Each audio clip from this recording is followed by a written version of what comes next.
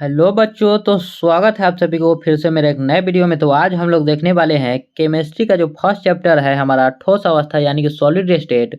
उसके question bank में जितने भी उसके क्वेश्चन है, जितने भी उसके ऑब्जेक्टिव है, सबको आज हम लोग एक का एक करके देखने वाले हैं। तो चलिए, फर्स्ट नंबर क्वेश्चन है हमारा, रवादार ठोस क्या है। तो रवादार यानी कि क्रिस्टलाइन सॉलिड। तो देखिए, रवादार ठोस होता क्या है कि वैसा ठोस पदार्थ जिसका कोई निश्चित ज्यामितीय आकृति हो तथा जिसे बराबर बराबर भागों में बांटा जा सकता है, उसे हम लोग रवादार ठोस कहते हैं, यानी कि क्रिस्टलाइन सॉलिड। और देखिए यहाँ पर कौन सा है रवादार ठोस, तो क्या यहाँ पर हीरा है, कांच है या रबर है। तो देखिए यहाँ पर जो कांच और रबर जो है, इसकी जो नियमित ज्यामिति होती है वह नहीं होती है, इसलिए वह एमोर्फस होता है यानी कि बेरवादार ठोस। लेकिन यहाँ पर जो हीरा है यह आपका रवादार ठोस है यानी कि क्रिस्टलाइन सॉलिड है। तो ये आप लोग याद रखेगा, बेरवेदार ठोस पदार्थ है। तो यहाँ पर बेरवादार यानी कि अक्रिस्टलीय पदार्थ। तो अक्रिस्टलीय ठोस पदार्थ कौन है यहाँ पर देखिए, तो अक्रिस्टलीय जिसकी नियमित ज्यामितीय आकृति नहीं होती है। और देखिए कांच है जिसमें पिघलने की आकृति होती है, पिघलने की अवस्था होती है उसमें। तो यहाँ पर जो कांच है यह हमारा अक्रिस्टल हो जाएगा यानी कि बेरवादार ठोस पदार्थ।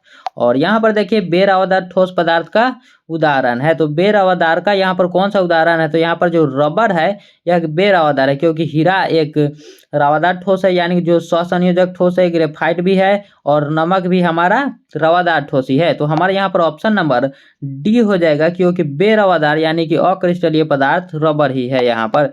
तो चलिए यहाँ पर देखते हैं, चौथा नंबर हमारा क्वेश्चन है, निम्नलिखित में से कौन अक्रिस्टलीय ठोस ठोस का उदाहरण है। तो देखिए यहाँ पर जितने भी क्वेश्चन है सब क्वेश्चन बैंक के ही क्वेश्चन है, आप लोग देख सकते हैं। और देखिए यहाँ पर अक्रिस्टलीय ठोस का उदाहरण पूछ रहा है, अक्रिस्टलीय। तो अक्रिस्टल कौन सा है हमारा, यहाँ पर कांच है, कांच है जो अक्रिस्टल है। और निम्नलिखित में किस प्रकार के दोष के कारण क्रिस्टल के घनत्व में कमियां होती है। तो देखिए यहाँ पर जो है, जो यहाँ पर ठोस होते हैं, क्रिस्टल होते हैं, इसमें त्रुटियां होती है। तो देखिए यहाँ पर कई प्रकार की त्रुटियां होती है, जिसमें एक होता है शॉर्टकी डिफेक्ट यानी कि शॉर्टकी दोष, एक फ्रैंकल दोष, एक केंद्र दोष और अंतराली दोष। तो देखिए यहाँ पर जो जिसके यहाँ पर दो आयन होते हैं, यहाँ पर प्लस माइनस ऐसे करके आयन होते हैं। तो यहाँ पर जो होता है कि एक धनायन जो है वो अपने स्थान से, अपने जालक से निकलकर किसी अन्य जगह पर चला जाता है, यानी कि अपने जालक से ही हट जाता है, जिससे उसका घनत्व में कमी आ जाती है। और वह होता है हमारा शॉर्टकी डिफेक्ट में यानी कि शॉर्टकी दोष में, याद रखिएगा, जो कि ऑप्शन नंबर बी में है।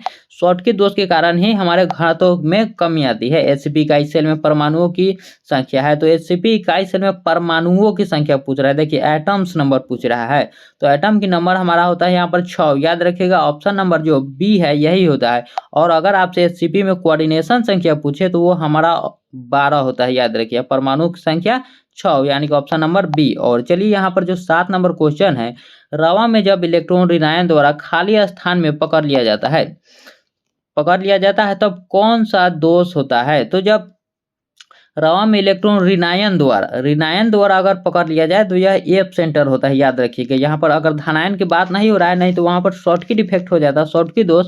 लेकिन यहाँ पर ऋणायन द्वारा खाली स्थान में पकड़ लिया जाता है। देखिए खाली स्थान में, तो यहाँ पर जो है हमारा हो जाता है एफ सेंटर। याद रखिएगा एफ सेंटर। और शॉर्टकी है तो यहाँ पर प्लस माइनस दोनों ही निकल कर चले जाते हैं। और फ्रैंकल दोष में जो होता है यहाँ पर सिर्फ धनायन अपने स्थान से अलग हट जाता है। याद रखिएगा शॉर्टकी दोष में प्लस और माइनस जो भी धनायन और ऋणायन दोनों मिलकर अलग चले जाते हैं। निम्नलिखित में कौन फेरोचुंबकीय पदार्थ है। तो यहाँ पर जो फेरोचुंबकीय पदार्थ है वह है Fe3O4। और निम्नलिखित में कौन आयन प्रतिचुंबकीय है। तो निम्नलिखित में जो प्रतिचुंबकीय है यहाँ पर वो हो जाएगा हमारा Sc3+। याद रखिएगा Sc3+। और चलिए हम लोग आगे बढ़ते हैं, निम्नलिखित में कौन धात्विक ठोस है। तो यहाँ पर जो धात्विक ठोस है, तो हमारा देखिए यहाँ पर धात्विक ठोस कौन सा होगा, क्या पीतल होगा, क्या प्लास्टिक होगा, ग्रेफाइट होगा या फिर हीरा होगा। और जितने भी मैं आपको बताते चल रहा हूँ आप लोग कमेंट में जरूर लिखिएगा कि कौन कौन से है यहाँ पर। तो देखिए पहले तो हम लोग यहाँ पर ये समझ लेते हैं कि धात्विक ठोस आखिर होते क्या है। तो धात्विक ठोस जो है वैसा क्रिस्टल जिसके परमाणुओं के बीच जो होता है वो धात्विक बंधन लगा होता है, धात्विक बंधन। और चलिए तो यहाँ पर देखिए, यहाँ पर धात्विक बंधन किसमें लगा हुआ आता है, तो देखिए यहाँ पर ग्रेफाइट जो हीरा है यह एक स्वसंयोजक ठोस होता है, और ग्रेफाइट भी स्वसंयोजक ठोस होता है, जिसे हम लोग नेटवर्क ठोस भी कहते हैं या फिर कोवैलेंट। और देखिए यहाँ पर जो प्लास्टिक है यह तो हमारा अक्रिस्टल हो जाएगा, तो इसकी तो कोई बात ही नहीं है। लेकिन जो पीतल है हमारा, यह हो जाएगा धात्विक ठोस। याद रखिए, पीतल, आयरन, एल्युमिनियम और कॉपर जैसे जितने भी धातुएं हैं वो सब हमारा धात्विक ठोस होगा। और देखिए यहाँ पर घनाकार क्रिस्टल में ब्रेवेज जालकों की संख्या होती है। तो अगर घनाकार क्रिस्टल है तो वहां पर ब्रेवेज जालकों की संख्या 3 होगा, और केवल आपसे ब्रेवेज जालकों की संख्या पूछ रहा है तो वहां पर 14 हो जाएगा, याद रखिएगा। और देखिए यहाँ पर एक अष्टफलक रिक्ति निम्नलिखित में कितने गोलों से घिरी होती है, तो एक अष्टफलक रिक्ति जो है वह कितनी गोलों से घिरी होती है, तो वह 6 गोलों से घिरी होती है। याद रखिएगा जो अष्टफलक रिक्ति होती है। सदृश परमाणु वाले एक फलक केंद्रित घनाकार इकाई सेल में चतुष्फलक, यहाँ पर देखिए चतुष्फलक रिक्तियों की संख्या पूछ रहा है, और किस में पूछ रहा है, एफसीसी में, यानी कि फलक केंद्रित सेल में एफसीसी में पूछ रहा है। तो देखिए एफसीसी का जो परमाणु होता है वह कितना होता है, 4। और यहाँ पर जब आपसे चतुष्फलक पूछेगा तो आप इसमें जितना भी उसका परमाणु संख्या होगा, परमाणु होगा उसमें उसमें आप 2 से गुना कर दीजिएगा, तो 4 दूना हमारा हो जाएगा 8, और हमारा आंसर भी 8 ही होगा। याद रखिए जब भी चतुष्फलक पूछे तो उसमें आपको 2 से गुना कर देना है। निम्नलिखित में कौन सा गुण अक्रिस्टलीय ठोस पदार्थ का नहीं है, तो कौन सा गुण है जो अक्रिस्टलीय ठोस पदार्थ का नहीं है, तो देखिए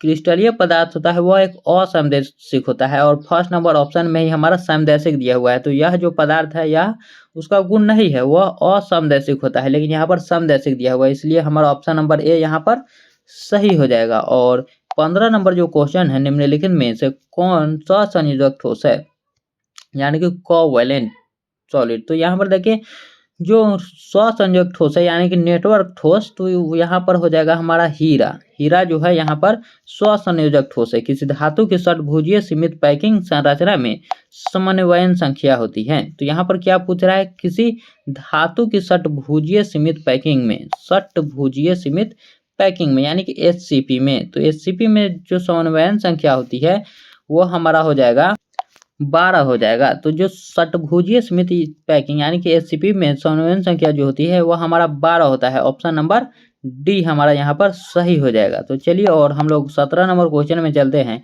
हीरा में किस प्रकार का रवा होता है, हीरा में जो है हीरा जो है वह किस प्रकार का रवा है, तो वह एक नेटवर्क ठोस यानी स्वसंयोजक रवा है। स्वसंयोजक रवा NaCl रवा की संरचना है। तो NaCl है वह किस प्रकार की रवा की संरचना है, तो क्या वह षटभुजीय सीमित पैकिंग है, क्या फलक केंद्रित घनाकार इकाई सेल है, या वर्ग तलीय है, या फिर पिंड केंद्रित घनाकार इकाई सेल है।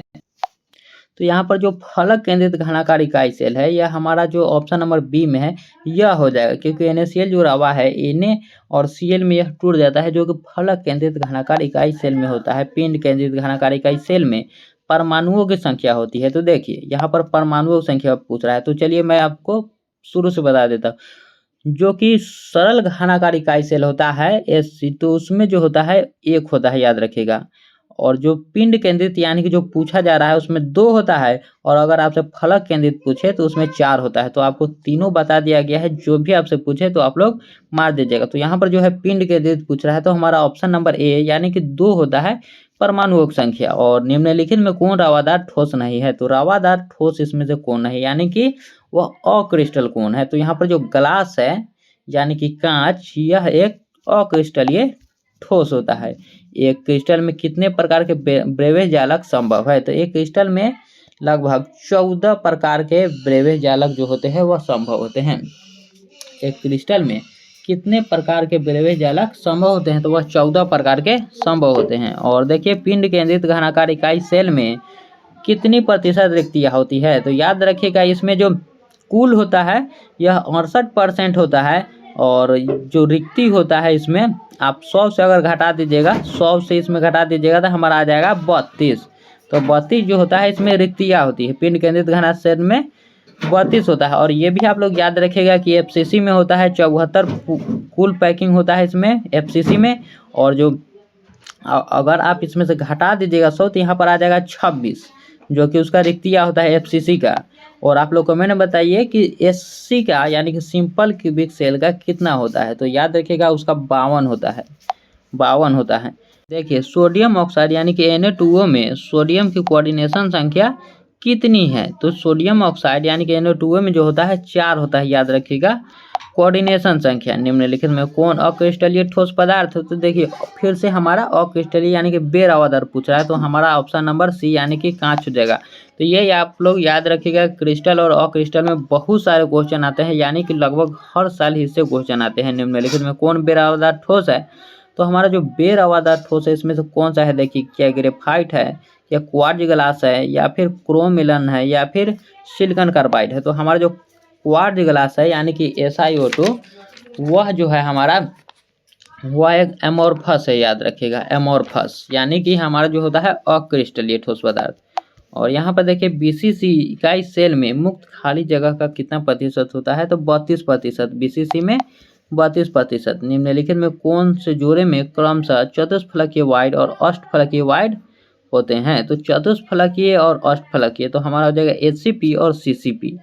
HCP हेक्सागोनल क्लोज पैकिंग, जो CCP है वह हो जाएगा यहाँ पर सेंटर क्यूबिक। और यहाँ पर एक धातु का रवाकरण हेक्सागोनल क्लोज पैक संरचना में होता है। तो एक धातु का रवाकरण हेक्सागोनल क्लोज पैक में होता है, तो उसका कोऑर्डिनेशन संख्या पूछ रहा है कि उसका कोऑर्डिनेशन संख्या कितना होगा। तो HCP जो है उसका कोऑर्डिनेशन संख्या 12 होता है, याद रखिएगा HCP का कोऑर्डिनेशन संख्या 12 होता है। और यहाँ पर देखिए निम्नलिखित में कौन सा अक्रिस्टलीय ठोस है। फिर से बेरवादार के बारे में पूछ रहा है, तो वह हमारा कांच हो जाएगा। देखिए हर साल रवादार और बेरवादार के बारे में पूछा जाता है। क्रिस्टलीय तंत्र की कुल संख्या होती है, तो क्रिस्टलीय तंत्र जो है उसकी कुल संख्या कितनी होती है। तो क्रिस्टलीय तंत्र की जो संख्या है वो हमारा हो जाएगा 7, याद रखिएगा 7 हमारे क्रिस्टलीय तंत्र की संख्या होती है। निम्नलिखित में से कौन सा ऑक्साइड लौह चुंबकत्व प्रदर्शित करता है। तो यहाँ पर दिया हुआ है लौह चुंबकत्व, जो कि हमारा हो जाएगा CrO2। क्रोमियम का ऑक्साइड जो है अणुचुंबकत्व प्रदर्शित करने वाला पदार्थ है। तो अणुचुंबकत्व जो प्रदर्शित करता है हमारा वो हो जाएगा O2, याद रखिएगा O2 जो है वह अणुचुंबकत्व प्रदर्शित करता है। तो चलिए इस वीडियो को हम लोग समाप्त करते हैं, और आप लोग कमेंट में बताइएगा कि यह वीडियो आपको कैसा लगा। और इसी प्रकार से हम लोग पूरे क्वेश्चन बैंक को चैप्टर वाइज खत्म करने वाले हैं।